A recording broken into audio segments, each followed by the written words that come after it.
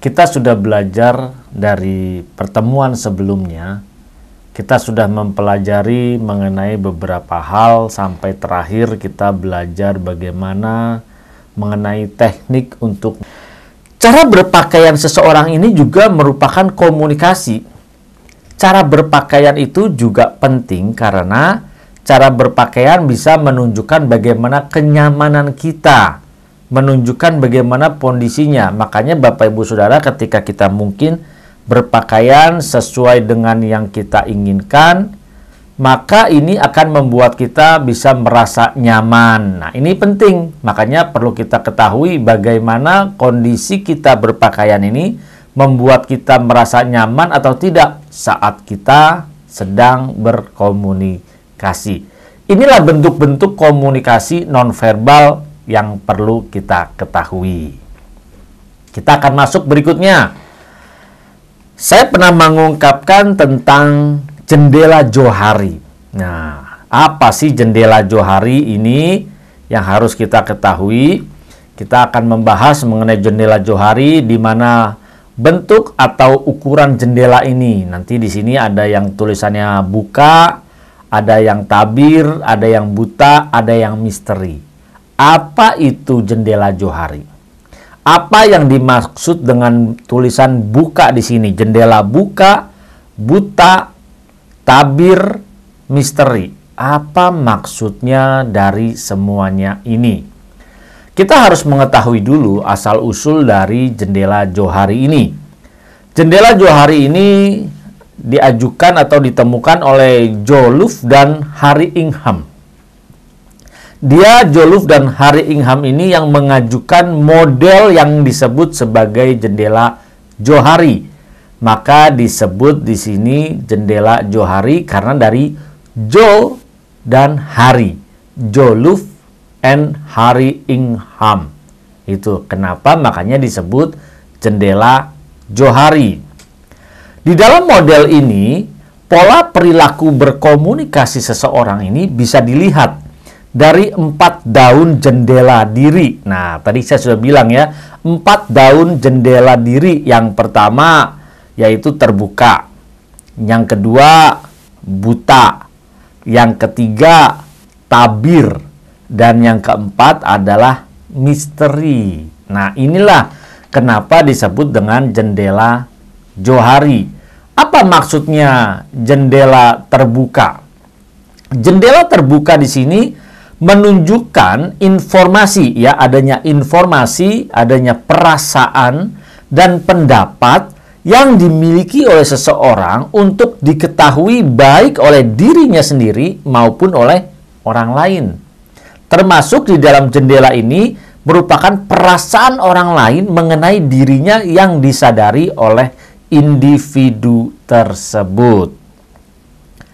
Lalu jendela tabir. Nah, tadi kan kalau yang bagian atas ini jelas ya. Bagian atas kalau kita lihat itu kan jendela terbuka, lalu bawahnya ada jendela tabir. Jendela tabir ini berisi informasi dan perasaan serta pendapat pribadi yang kita sembunyikan dari orang lain. Namanya juga tabir, berarti disembunyikan dari orang lain. Tidak ada orang lain yang mengetahuinya, kecuali bila kita sengaja membukanya pada mereka. Inilah jendela tabir. Jadi orang lain tidak tahu. Jendela yang ketiga yang berwarna hijau yaitu jendela buta. Apa yang dimaksud dengan jendela buta? Jendela buta jelas berisi informasi mengenai seseorang yang ia sendiri tidak menyadari, namun orang lain justru mengetahuinya. Dalam keadaan sangat gembira atau stres, sering sekali kita melakukan sesuatu yang tidak kita sadari, namun diketahui oleh orang lain. Bisa perhatikan di bagian atas dari kolom ini ada tulisan tahu, ada tulisan tidak tahu. Lalu yang ini yang bagian atas itu diri sendiri, yang bagian sebelah kiri ini orang lain tahu atau tidak tahu. Tadi dikatakan jendela buta berisi informasi mengenai seseorang yang ia sendiri tidak menyadarinya. Nah, di atas kan diri sendiri. Untuk jendela buta berarti diri sendiri tidak tahu apa yang dialami oleh dirinya sendiri. Tapi kalau kita ke barisan, ke area baris, kalau di atas tadi kolom, ke baris, orang lain tahu. Diri sendiri tidak tahu, orang lain tahu. Ini jendela buta, berarti kitanya yang buta tidak tahu akan diri kita sendiri, tetapi orang lain tahu. Ini kita membaca untuk jendelanya. Lalu jendela misteri. Kalau jendela misteri, jelas diri sendiri di sini dia tidak tahu. Lalu orang lain juga tidak tahu, makanya dinamakan misteri. Jadi jendela misteri di sini adalah informasi mengenai seseorang yang tidak diketahui oleh yang bersangkutan maupun orang lain. Contohnya, kita punya bakat atau kita punya talenta atau keterampilan yang tidak kita ketahui atau orang lain pun tidak tahu. Kita sendiri tidak tahu, orang lain tidak tahu. Ini yang dinamakan dengan jendela misteri. Nah, ini dia. Makanya perlu kita ketahui tentang jendela-jendela ini. Bisa kalau untuk membacanya paling gampang, lihat bagian untuk yang di atas, untuk kolom itu ada diri sendiri, ada tahu, ada tidak tahu. Lalu untuk orang lain, baris ini ada yang tahu dan ada yang tidak tahu. Nah, kita membacanya seperti itu ya. Jadi supaya kita lebih mudah. Kita bisa melihat melalui jendela Johari ini ada individu, beberapa jenis individu. Jadi kita bisa melihat di sini ada individu yang terbuka. Individu yang terbuka seperti apa? Kalau kita belajar melihat dari bagian kolom dan baris, berarti di sini untuk individu terbuka ini ada di jendela buka. Kalau melihat di jendela buka, besarnya beda ya, besarnya dia lebih besar, berarti diri sendiri dia tahu seperti apa dirinya. Orang lain tahu diri kita, seperti apa diri kita. Dan kapasitasnya ini besar. Lihat, kotaknya dia lebih besar. Jadi, tipe untuk individu yang terbuka ini, dia memberi masukan dan menerima umpan balik secara seimbang. Jadi, dia mengasih masukan ke orang lain dan dia terima umpan baliknya juga seimbang. Sehingga ini dapat menciptakan suatu iklim yang terbuka di dalam kelompok dia berdiskusi, kelompok bekerja, atau tim. Dasar dari keterbukaan ini merupakan sikap menyukai orang secara tulus dan keinginan untuk berkomunikasi secara efektif. Nah, inilah individu yang terbuka.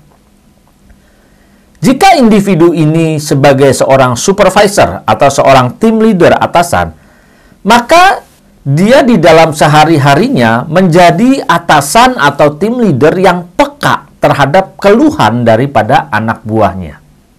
Dan dia juga mengizinkan mereka untuk dapat berperan aktif di dalam setiap pekerjaannya atau kegiatannya. Hasilnya bagaimana? Hasilnya karyawan atau anak buahnya atau timnya dapat mengembangkan hubungan yang baik, hubungan yang sehat, serta dapat meningkatkan produktivitas mereka sehari-hari. Bila kita sebagai seorang atasan yang terbuka, sebagai tim leader yang terbuka, dan menggantikan tim leader yang tertutup, bisu atau buta, bersabarlah. Karyawan atau tim leader kita, anggota tim kita, belum terbiasa dengan tipe di dalam berkomunikasi kita, sehingga pada awal mulanya mungkin mereka akan mencurigai kita karena adanya perbedaan-perbedaan ini.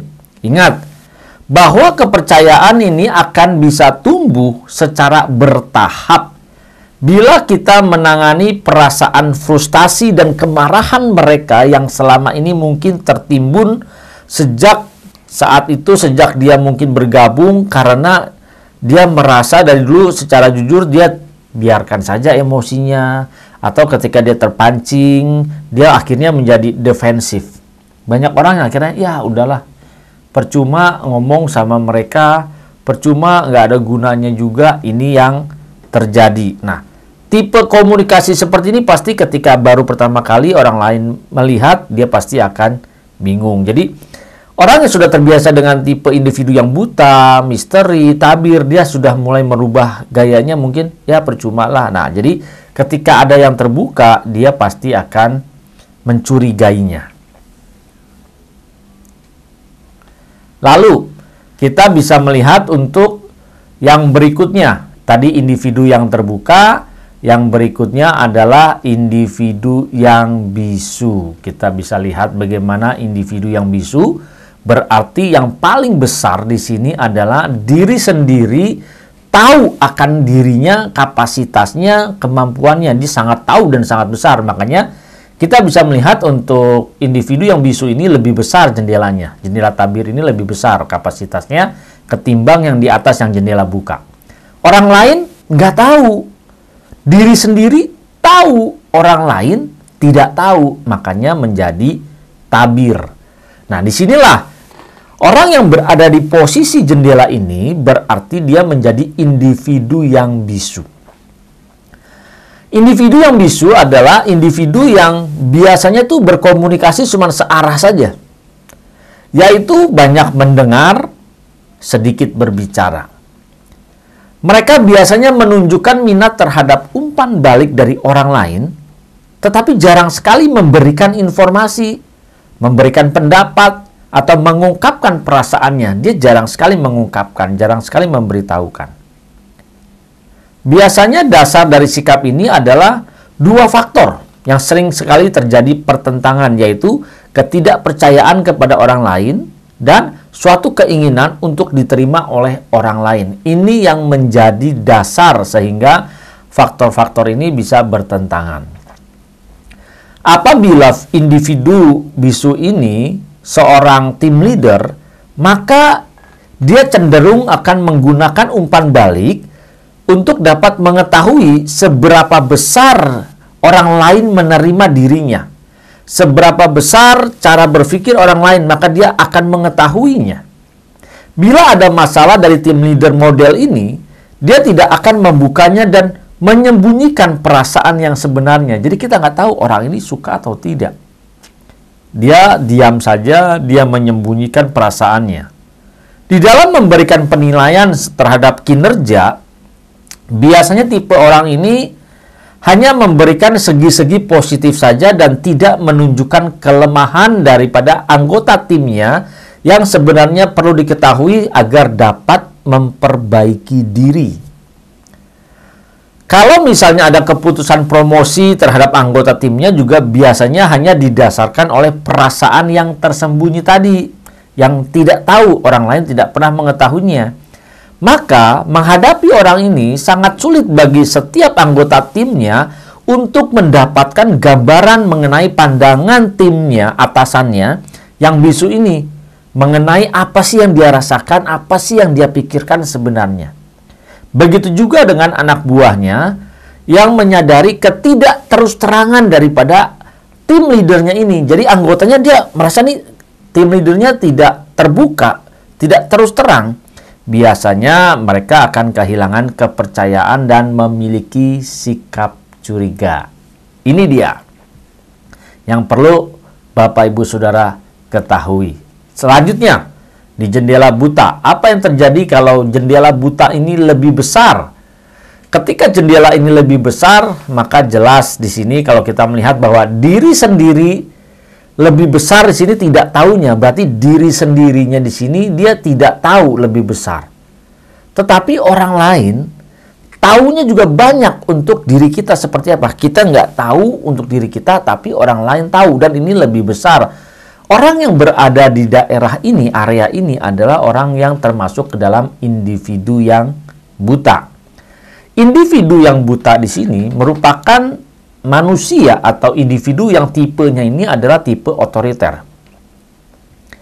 Yang banyak sekali memberikan informasi, bahkan mengatur cara di dalam memecahkan suatu masalah, maka dia menganggap bahwa dirinya itu yang paling hebat, dirinya yang paling benar. Orang lain selalu salah, orang lain selalu tidak benar. Hanya ide-idenya saja yang bisa dan yang benar yang harus diterima oleh orang lain. Kenapa? Karena dia otoriter. Itu.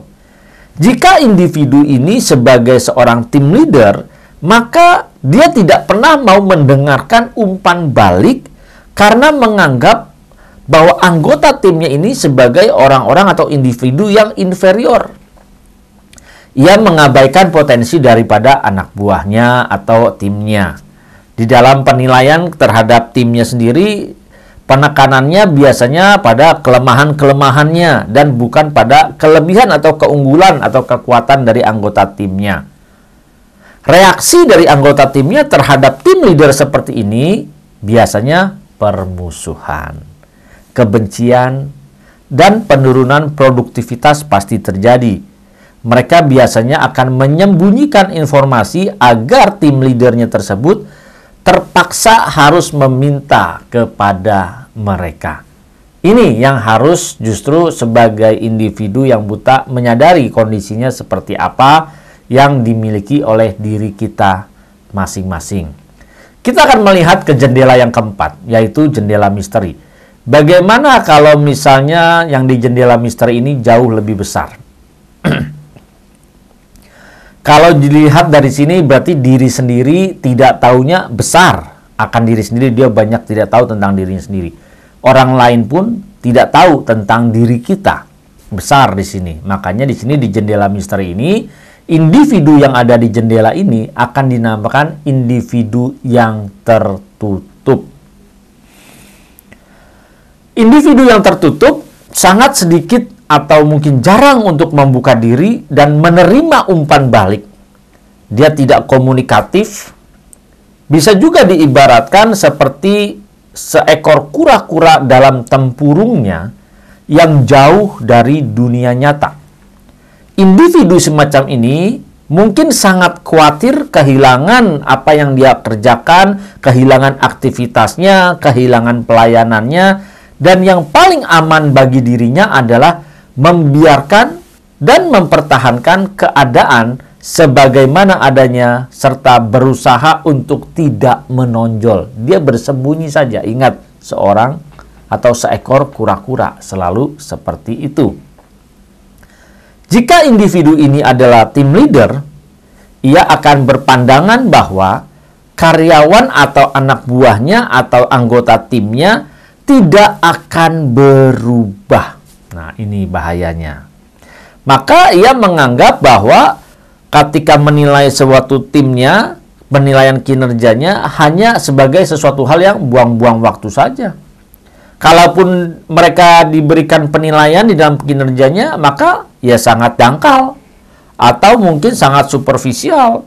Sulit untuk menjalin hubungan dengan anggotanya secara pribadi, dan ini akan mengakibatkan anggotanya juga sulit mendapat dorongan dari timnya, dari ketuanya atau tim leadernya.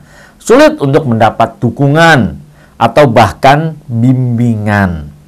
Reaksi yang sering ditampilkan oleh anggota tim leader ini adalah kepada tim leadernya bahwa suatu sikap permusuhan.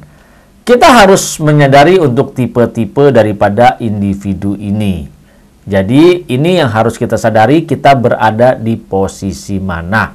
Sekarang untuk kuisnya, jawablah sejujur-jujurnya, Bapak Ibu Saudara, kalau menurut membaca seperti ini, kira-kira berada di dalam individu yang mana? Tadi ada 4 jenis individu. Nah, tulis di dalam kolom komentar, di dalam kolom komentar YouTube ini, tulis di situ, tulis nama, underscore, S1 Theo X underscore, tulis jawabannya. Jadi langsung saja tulis nama underscore S1 Theo X underscore, misalnya individu tertutup atau individu terbuka. Nah, di situ, atau mungkin individu bisu atau individu yang buta. Jawablah yang Bapak Ibu Saudara rasakan, wah saya ada di posisi ini. Silakan tulis di dalam kolom komentar di YouTube ini, lalu di screenshot. Hasil screenshot jawaban Bapak Ibu Saudara dilampirkan di dalam nanti jawaban di dalam Google Classroom. Jadi setelah kita tadi mendengarkan untuk 4 penjelasan ini, maka kita dapat menyimpulkan bahwa untuk tipe komunikasi individual di sini ada 4 tipe, yaitu berdasarkan model jendela Johari ini, kita bisa membedakan 4 tipe komunikasi secara individual. Apa saja? Jelas bagaimana dalam pengaturan lingkungannya, gaya individualnya, gerak tubuhnya, atau paralanguage-nya. Nah, kita bisa melihat sekarang kelanjutannya bagaimana. Bagaimana kalau kita mau menjadi individu yang terbuka? Ada dua cara. Yang pertama, kalau individu yang terbuka berarti tadi kan ada di bagian yang jendela yang pertama. Untuk menjadi individu yang terbuka, jadi yang pertama kita harus membuka diri. Menjadi individu yang terbuka berarti memiliki jendela yang terbukanya ini lebih besar. Langkah yang dapat ditempuh yaitu dengan memperkecil daerah yang tidak kita ketahui atau daerah buta, kita perkecil dengan cara menerima umpan balik dari orang lain. Langkah lain yang bisa kita tempuh untuk memperbesar jendela terbuka adalah dengan lebih membuka diri sehingga orang lain bisa lebih memahami diri kita dengan membuka diri dan mau menerima umpan balik. Daerah terbuka akan semakin luas dan hal lain akan sangat membantu terjalinnya komunikasi yang efektif karena ini akan meminimalkan perbedaan persepsi. Bagi banyak orang, membuka diri bukanlah hal yang mudah, sulit, mana mau dia membuka dirinya. Bisa membuka diri adalah memberikan umpan balik pada orang lain, yaitu menyampaikan pendapat kita mengenai atau apa yang mereka lakukan. Biasanya seperti itu. Jadi, untuk dapat menjadi individu yang terbuka, ada dua cara di sini dengan membuka diri kita. Ini ya. Terus menerima umpan balik. Ini yang harus kita ketahui caranya untuk menjadi individu yang terbuka. Hal yang perlu juga untuk kita perhatikan di dalam memberi umpan balik, yaitu umpan baliknya harus bertujuan untuk membantu. Ingat, bukan menghakimi. Umpan baliknya hanya berguna bila ada kesediaan diri yang bersangkutan untuk menerima umpan balik. Hendaknya umpan balik diberikan pada saat dan tempat yang tepat. Umpan balik yang baik selalu berkaitan dengan perilaku yang dapat kita kendalikan oleh yang bersangkutan, sehingga mereka bisa memperbaikinya. Bila yang disampaikan adalah umpan balik yang negatif, hendaknya disertai dengan saran untuk mengatasinya. Jadi ini yang harus kita ketahui.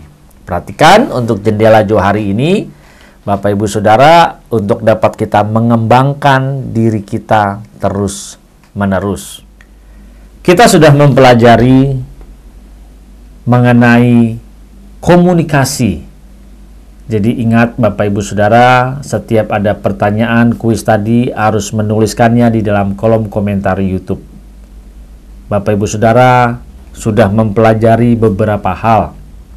Jangan berhenti, lanjutkan setiap episode-episode berikutnya untuk mengikuti pembelajaran ini, karena ini panjang. Dan nanti ketika kita berjumpa di dalam kelas virtual melalui Zoom, kita bisa melakukan tanya jawab, kita bisa saling mengerti, bisa saling memahami, berdiskusi apa yang diperlukan. Saya menunggu setiap jawaban tugas dari setiap episode video-video ini. Dan yang ini menjadi penilaian Bapak Ibu Saudara. Dan supaya saya juga dapat mengerti apa yang Bapak Ibu Saudara pahami. Jangan lewatkan setiap tugas ini, saya menantikannya. Bagi Bapak Ibu Saudara yang baru pertama kali mengunjungi channel ini, jangan lupa klik tombol subscribe di channel ini, lalu aktifkan juga gambar loncengnya, pilih semua notifikasi all atau all notification. Dengan Bapak Ibu Saudara mensubscribe, berarti Bapak Ibu Saudara mendukung saya di dalam membuat video-video yang membagikan manfaat kepada orang banyak, kepada peserta didik atau kepada mahasiswa-mahasiswa saya di dalam kelas. Silahkan juga Bapak Ibu untuk men-share video ini kepada setiap orang agar juga membagi berkat banyak orang.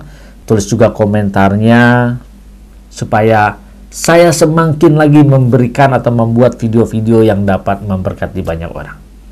Terima kasih Bapak Ibu Saudara. Tuhan memberkati.